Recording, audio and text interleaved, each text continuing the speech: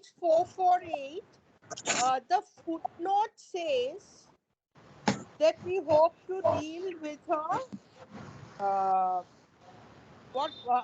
deal with it hereafter. But our first concern is the idea is that we must be with spiritual and philosophical truths. It is only when there has been grasp that the approach to the psyche becomes safe and clear. That means you can't open to the psychic without knowing the spiritual and philosophical truths. No, no, no. Not exactly like that. You can have an awakening even when you are not in the spiritual planes of consciousness. In fact, he says very clearly, Srivamda says that first it is better to get your psychic awakened before you rise to the spiritual plane of consciousness. So this is paradoxical.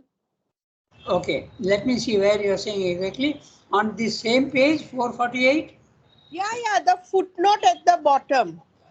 Oh, absolutely at the bottom of the. Yeah. Okay, I'll just see. Okay, just We one second. hope to deal with it hereafter. Okay, just one second. Um, it takes as basis the three principles of ordinary being, mind, life, matter, the triune. Oh, you are talking of the one that we have to read today.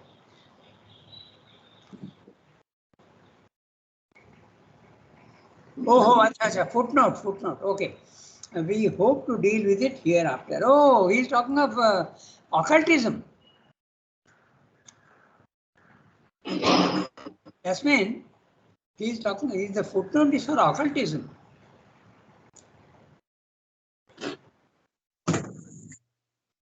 Psychical knowledge, okay, the difficult field of psychical knowledge, he means occultism, not psychic. Psychical is different. Psychical means psychological. Yasmin, are you with me? Pardon? Are you with me? I'm saying, can you hear me? Yeah. You said that this means occultism. I was thinking opening to the psychic being. No, he is not. Because here he is saying very clearly, it is not our intention here to plunge into the vast and difficult field of psychic knowledge. He means psychological. Okay. Remember, the chapter is the planes of consciousness. One by one, he is rising. First of all, he has spoken of material consciousness. Then he has spoken about the vital consciousness. And in the vital consciousness, occultism naturally comes up. So, occultism is, as I was telling you yesterday, science is the knowledge of process and things in the material world. And occultism is the science of knowledge in the vital world. Okay. So, psychical knowledge, when he is talking about, he is meaning only occultism. And he is putting the footnote there saying that I intend to deal with the occult knowledge afterward, but he never really got down to it. But our first concern in the Arya must be spiritual and philosophical truths, not occult. Because occult need not always be spiritual nor philosophical. It is the knowledge of how to process, how to use the powers in the vital world. So it is neither philosophical nor spiritual. It need not be. But if you have the powers and you have a spiritual consciousness, you can use these powers also for spiritual purposes. That's what it means. It is only when these have been grasped that the approach to the psychical becomes safe and clear. What he's saying is that once you have the spiritual knowledge, then you can deal more with the powers in the vital. Why? Because when you are in the spiritual plane of consciousness, remember, your ego disappears. And when your ego disappears, then you are safe, relatively safe. Okay? And then you can use these powers without egoistic aims. But if you are not in the spiritual plane of consciousness and you open onto the vital world, I gave you two examples the other day, na? I gave you two examples. One was Tirupati and one was Orunda. Okay, both of them entered the vital world without really having mastered the spiritual. And then they landed up in trouble because they did not listen to Sri Aurobindo. Okay, so occultism is a dangerous field. It is safe only when your ego disappears. If the ego is not disappeared, you are in trouble. Okay, so let's start reading then. Okay, but first you must understand. Do we have to read it, or have you already read it? We have to read it. Okay, then Yasmin, you read it. Go ahead. Okay.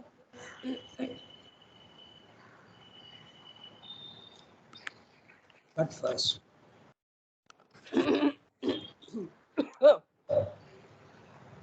But first, we must understand what we mean by planes of consciousness, planes of existence. We mean a general, settled poise or world of relations between Purusha and Prakriti, between the soul and nature. For anything that we can call world is and can be nothing else than the working out of a general relation with a universal existence has created or established between itself, or let us say its eternal fact of potentiality and the powers of its becoming. That existence in its relations with and its experience of the becoming is what we call soul of Purusha.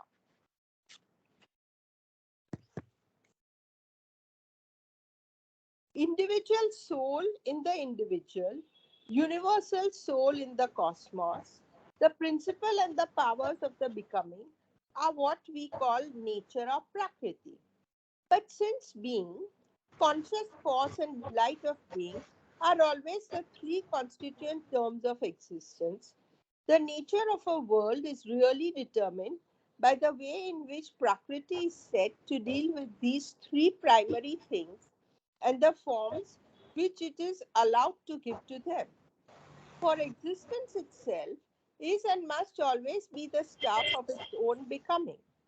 It must be shaped into the substance with which force has to deal. Force again must be the power which works out that substance and works with it to whatever ends. Force is that which we ordinarily call nature. Again, the end, the object with which the worlds are created, must be worked out by the consciousness inherent in all existence and all force and all their workings. And the object must be the possession of itself and of its delight of existence in the world. To that, all the circumstances and aims of any world existence must reduce themselves. It is existence developing its terms of being, its power of being, its conscious delight of being. If these are involved, their evolution. If they are veiled, their self-revelation. wonderful, very, very clear. Each word we'll have to see exactly what it means. Very, very interesting para. So let's go back to the beginning. Okay. So he is going to tell you what the planes of consciousness are. Okay.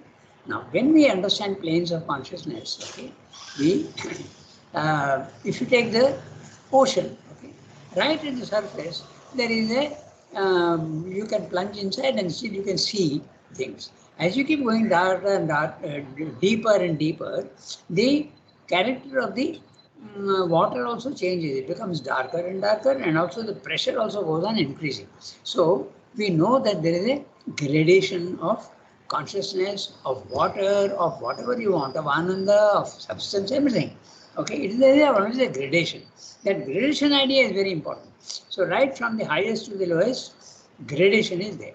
So he is saying we will define what we mean by planes of consciousness. Normally, when we say planes of consciousness, we mean by the material plane, then we mean by the vital plane, and then we mean by the mental plane. In the vital plane, in the material plane, matter is the dominant thing. In the vital plane, prana, energy is the main thing. And if you go to the mental world, thoughts, Okay, the capacity to think is the main thing.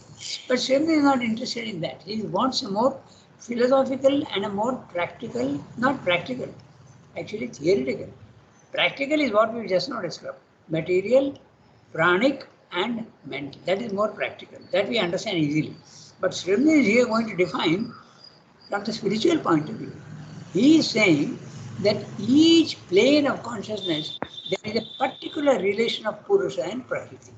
And that defines that plane of consciousness. So, to put it in a very graphic manner, I will tell you how we can think of it so that it becomes very practical. In the material world, what is the relation of Purusha and Prakriti? The relation of Purusha and Prakriti, Prakriti is force, remember, and Purusha is consciousness, okay, Chit and Shakti. So at the highest level, they are all one. But in matter, Prakriti is all powerful. Force is infinite. But is there any consciousness in it? No. Very little, if at all. So, to put it in a very drastic manner, I can say the relation between Purusha and Prakriti is Prakriti 100%, Purusha 0%. That's a relation in matter. But again, we must correct this statement by saying there is not really zero, but it is 0.000001. Why? Because the potentiality of consciousness is there in matter. Then what about Prakriti? Is it 100% force? That is only force? No, that also is not true because it is 99.99999%. Okay, you can put it that way. So this is the relation of in matter, with Purusha and Prakriti. Now what about we come to the vital world? In the vital world, there is a slow awakening of consciousness. Therefore, it is not 0.001 anymore. You can say, okay, because the vital world begins from the unicellular creature right up to man. Okay, that's all in the vital world. Okay, prana. So you can say that it ranges from 1% or maybe up to 5%. You can say that because in man, it's a mixture. You can say 20% and maybe 80% ignorance. Okay, so this is the what he is describing, the relationship. Then when you go to the self, okay, the spiritual planes of consciousness, there again what is the relationship? The relationship now is immutability. Remember, when you may go to the self, it is immutable. What does immutable suggest? It means there is no action at all.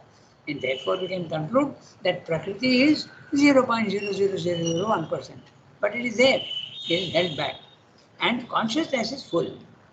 Because you see the physical world now is unreal, okay, and it is outside yourself. So, in matter, there is relation between Purusha and Prakriti 0% and 100%. When you go to the self, it is opposite. Consciousness is 100%. I'm putting in a very general way, okay? You have to, for the sake of understanding. And force is not there. It is, you are only at peace and there is immutability. So if we use the word immutability for the nirvana consciousness or the Brahman or the self or the Atman, you are quite justified in saying that consciousness is 100% and force is 0%. Again, you correct it by saying not really 0, but 0.0001. There is a potentiality of power even in the force. Okay, yeah, sorry, in the consciousness. Then again the thing goes on, it becomes more and more, consciousness goes on increasing, but power also starts increasing in the spiritual planes of consciousness. Power also starts increasing. Finally, when you go to the the third level, the supermind, they become absolutely equal to each other. They are absolutely equal partners in a business. Okay, just like in a business you have two partners who have equal share. Okay, 50%, 50%. Exactly in the same way, in the supermind, 50% and 50% Purusha, 50% Prakriti. Or rather, it is more accurate to say, and this is a contradiction of logic, it is 100% consciousness and 100% force. It's because it is infinite, na? So you can't say 50%, 50%. I'm using mental language to so that we can understand the concept. This is what he is describing in the para. That they are inversely proportional to each other up to the level 2. In matter, Prakriti or force dominates, consciousness is sleeping there. When you rise to the spiritual planes of consciousness, force starts not exactly sleeping but under control of the consciousness. Consciousness is full. Then when you start rising to the third level, force and consciousness starts becoming more and more equal until finally at the highest level in supermind they are absolutely equal to each other and both are infinite. Okay, so this is the basic idea. Now we go into each line and we understand what is said. But first we must understand what we mean by planes of consciousness, planes of existence. Now he is using two words. He is saying planes of consciousness and planes of existence. Why is he saying that?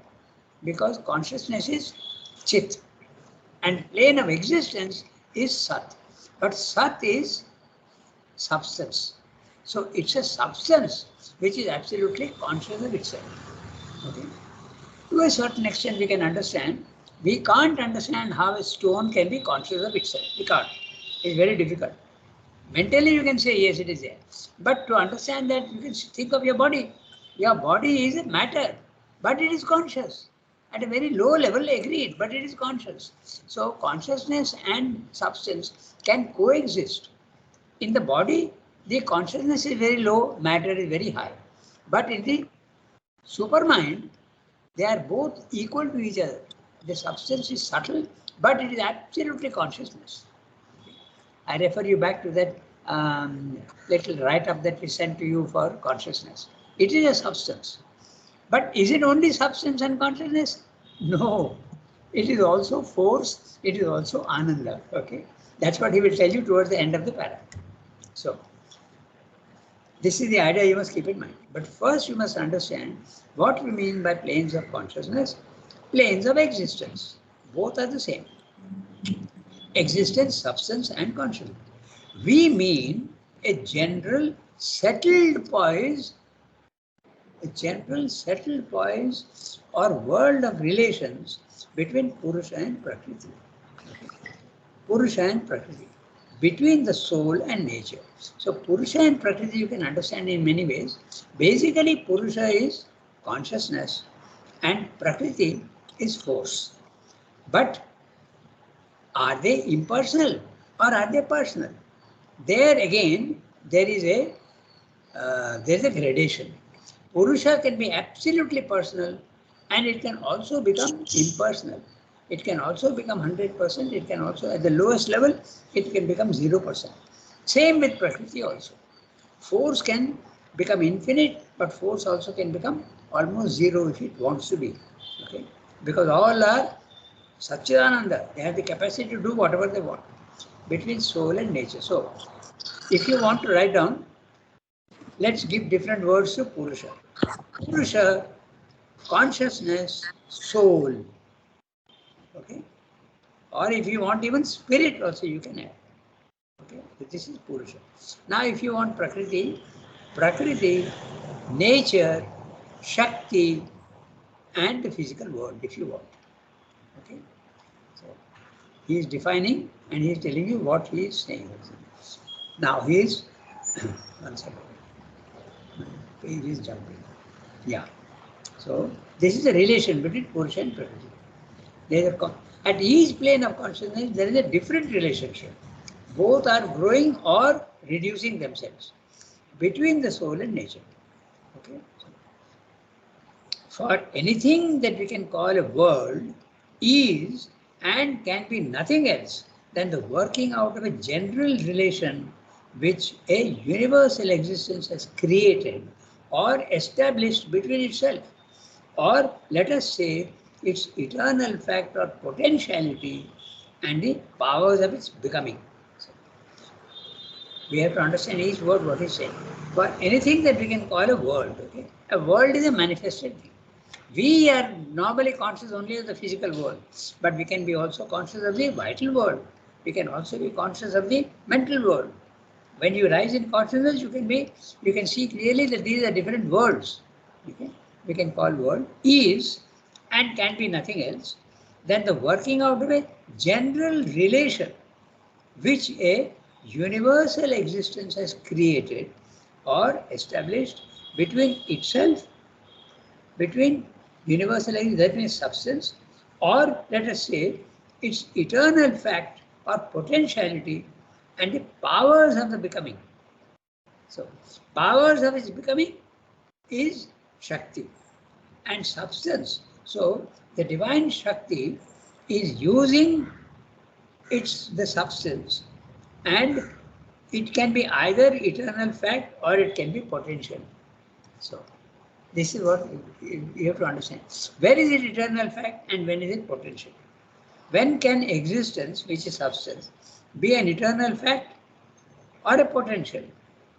And when exactly the opposite also. The eternal fact for existence, you can say, is matter. But where is it potential?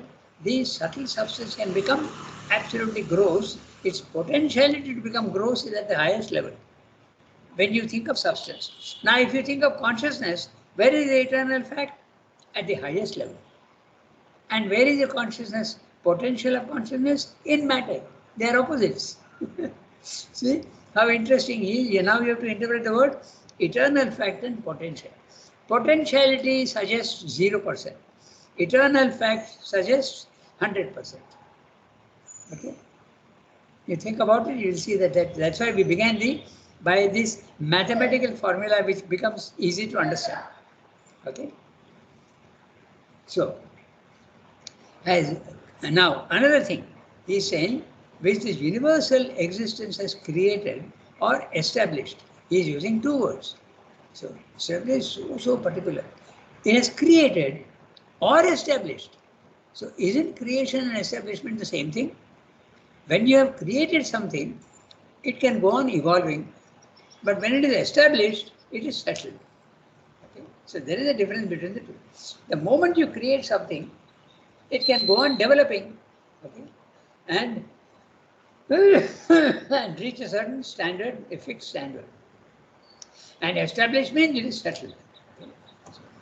Or let us say its eternal fact or potentiality and the power of its becoming.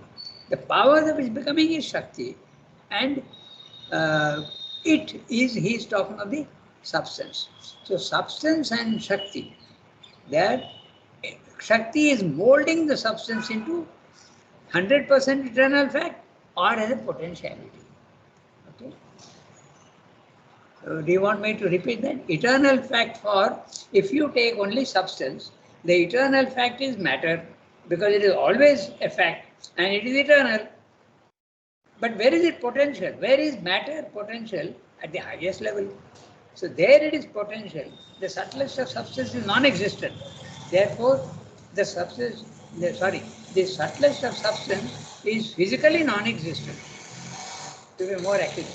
So it has the potentiality to become matter at the highest level. But if you think of consciousness, or rather, consciousness is the opposite. Okay? Consciousness is potential in matter, but it is 100% in the higher. It's an eternal fact in the higher. Nah? Okay. Then I go to the next sentence. That existence in its relations with and its experience of the becoming is what we call soul or Purusha.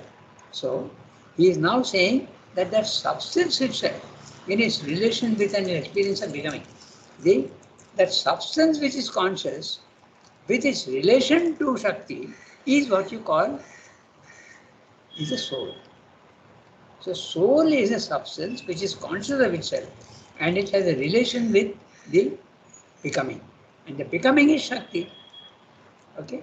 So, remember, becoming is movement and therefore it is Shakti. And being is it is not moving, it is being, it is subtle. So that's soul. So soul and Purusha. Okay? So I am going into detail to understand graphically, very, very concretely, what all these words mean. The word soul or Purusha and all these things must not be vague. They should be absolutely concretely comprehensible to our consciousness.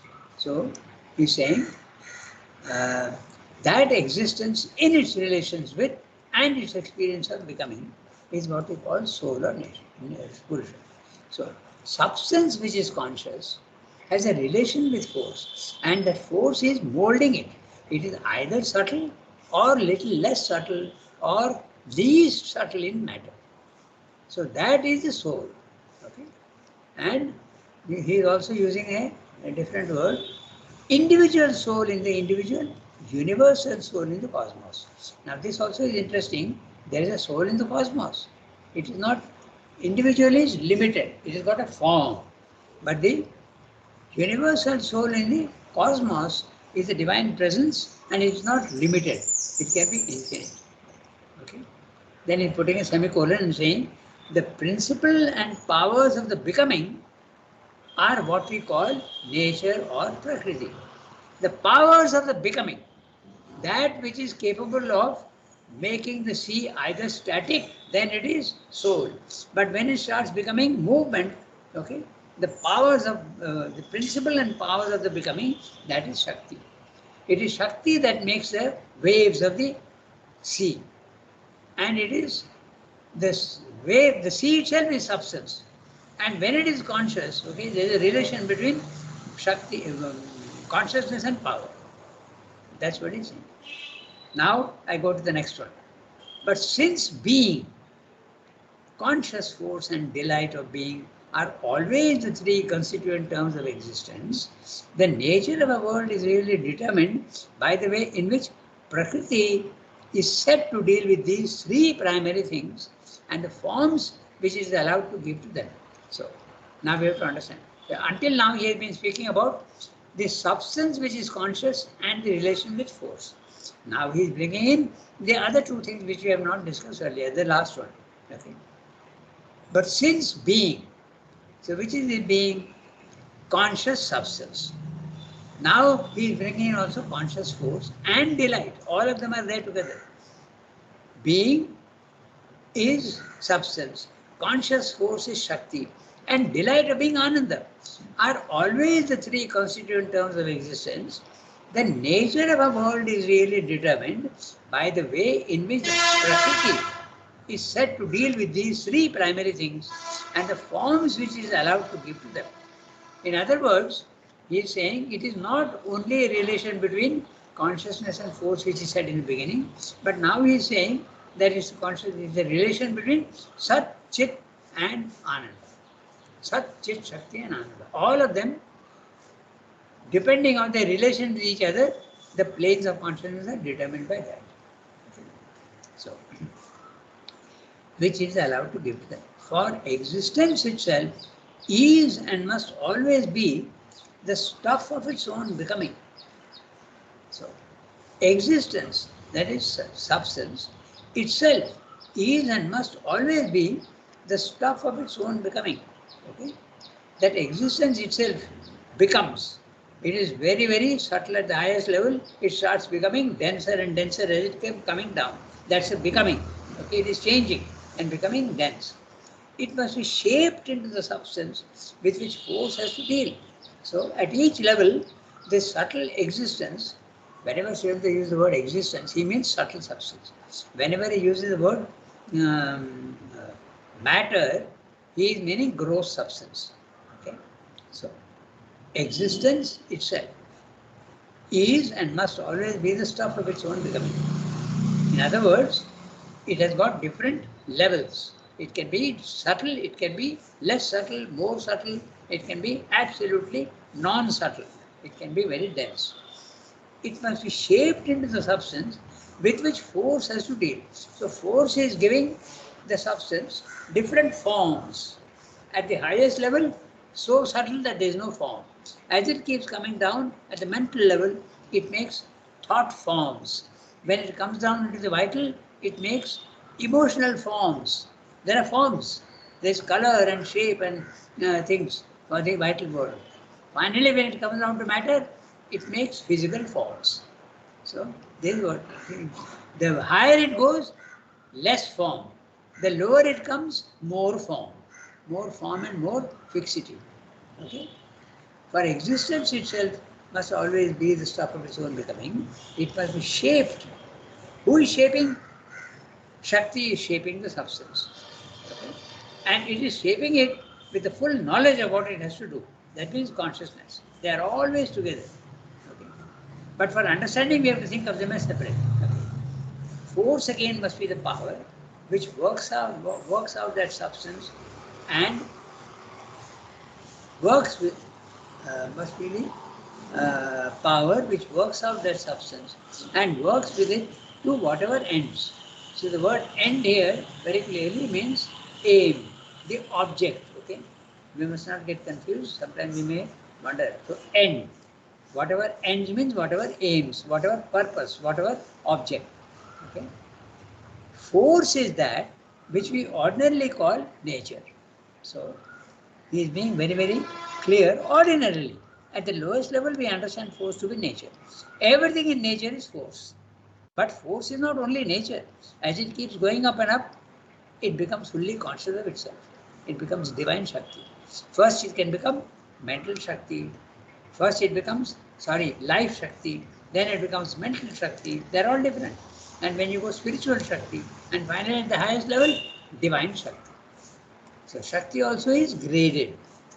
Again the end, the object. Now he explained to you what the end means. End means object.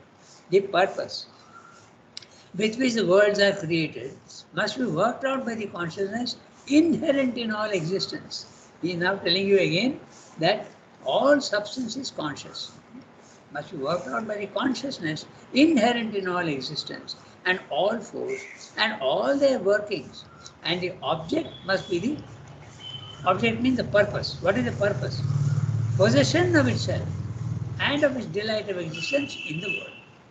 So, the purpose of all this is, although they seem to be separate, in the physical world they are all separate. Substance is separate, consciousness is separate, the force also is separate, and Ananda also is separate. Sometimes it doesn't even exist. Okay. To that, all the circumstances and aims of any world existence must reduce themselves.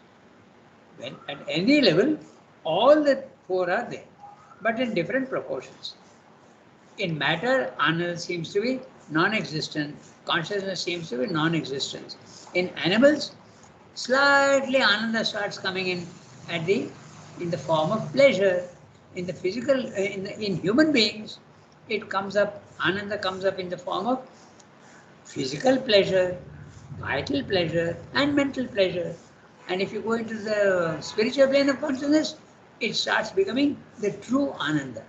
Becoming. And at the highest level, it is absolutely super Ananda, if you want. So, this is what he's saying, that all the worlds, there is a relation between all these things. And they go on changing. That is what determines the status of the plane of consciousness which we are. Okay? To that, all, no, actually he should have put a comma there, but Srimad doesn't use commas, so we have to read it in that way. To that, all the circumstances and aims of any world existence must reduce themselves. To that means delight of existence and all the rest. Okay? So all the circumstances and aims of the world must reduce themselves. It is existence developing its terms of being, power of being, conscious delight of being. So, power of being, substance. Power, substance. It's conscious delight of being. Again, now he's saying delight is also conscious. So he's telling you very clearly in these phrases that they are all together. They are all involved with each other. Power of being. Being is substance and power is Shakti, and they are together always. Each one implies the other. It's conscious delight. Wherever there is Ananda, there is also consciousness there. And when there is consciousness, there is also delight. If these are involved, it is an evolution. If they are veiled, they are self-revelation. So now, let's understand this last bit. If these are involved, where are they involved? They are involved in matter. So, when they are coming out, the object is the development of Ananda, consciousness and force, all these. So, it's their evolution. But if they are veiled, they are self-revelation. they are absolutely veiled at the highest level, they have to reveal themselves. This is what he's saying. That last is very clear. If they are involved, they are evolution. This is matter. Okay? And if they are veiled, okay, that's self-revelation. It's an involution. Okay? So, the language is very difficult and we are dealing with very abstract concepts. But we have tried to, I tried to make it as clear as possible.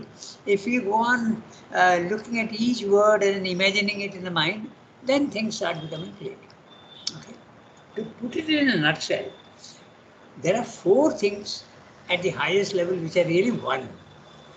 At the lowest level, there are four things which seem to be absolutely separate. But as you go from the lowest to the highest, each of these things starts having a different relation with them. Okay?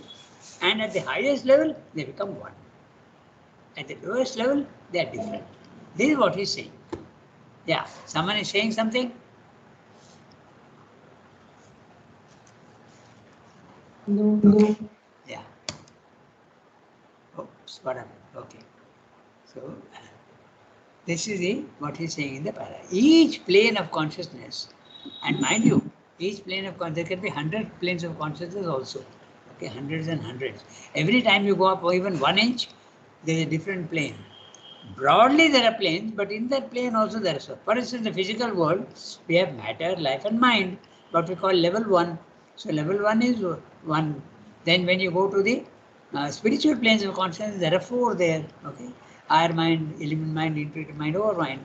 Then, when you go to super mind, also there is all the merge and become one.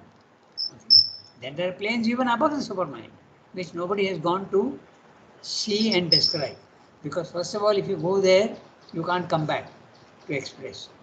Your consciousness will be there, but you can't come back to give a report. Okay, so that's what he's saying. So now, I'll read out to you the summary of what it is. Now we are following the opposite process. Normally we read out the summary, but today we have finished the para and we'll see whether we can understand what he's saying. Yeah, so what he's saying in this para. What exactly is a relation, what exactly is a plane of consciousness or existence? This is what he's describing here. Okay? The relation of Purusha and Prakriti defines that plane. So every time he is now talking only of Purusha and Prakriti. He is not talking of Chit and Shakti. He is not talking of substance, nor is he talking of Ananda. Because he is making it simple. Slowly he will also introduce the other two principles.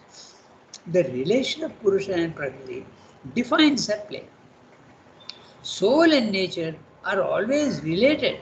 But what is the proportion of one to the other? That's what he is discussing. Universal existence and power of becoming, with their coming together, create a particular world which is characterized by the amount of force meeting and reacting with an amount of consciousness. Okay? How much consciousness and how much force? They are always meeting together, but in different proportions. For instance, in brute matter, force seems to be complete and consciousness seems to be totally absent. On the contrary, in the self, above the mind, the proportion seems to be the opposite. Consciousness seems to be complete and force seems to be absent, since immutability is the principle of the self. Okay? So, the play of Purusha and Prakriti, or the relation of Chit to Shakti, or again the interaction of soul and nature, seems to characterize each plane in distinction to the other planes.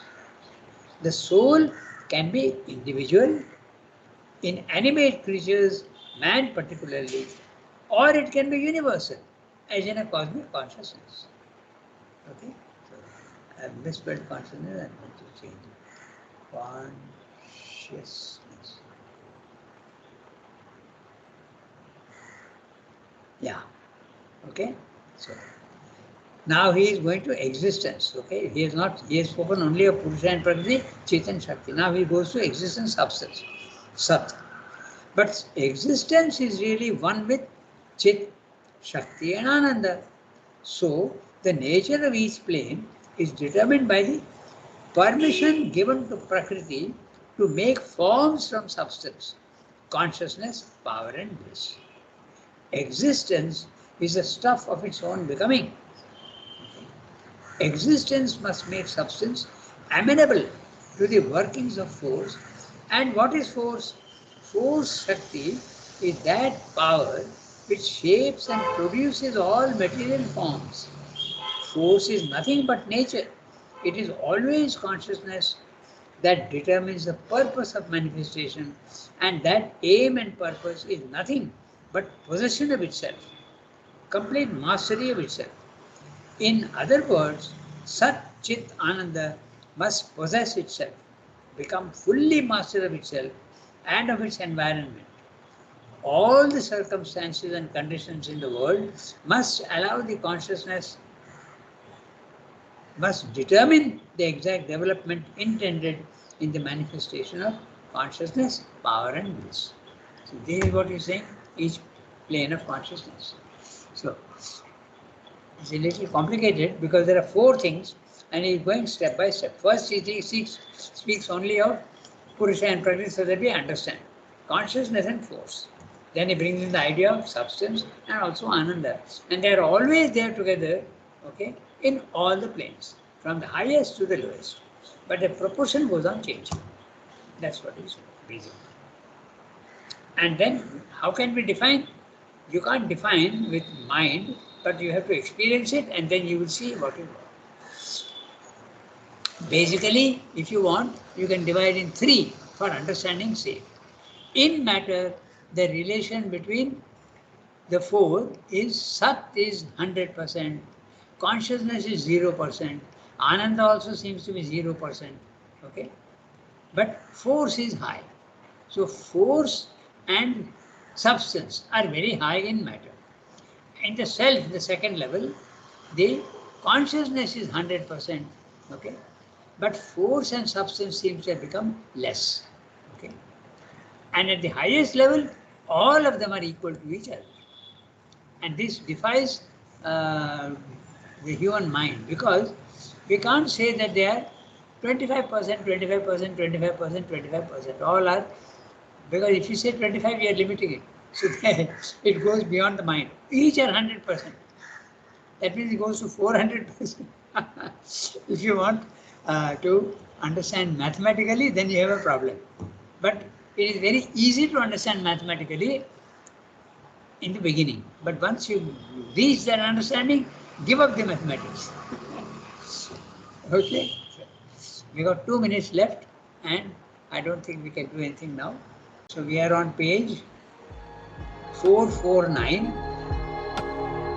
and we have to read, here the soul lives. No?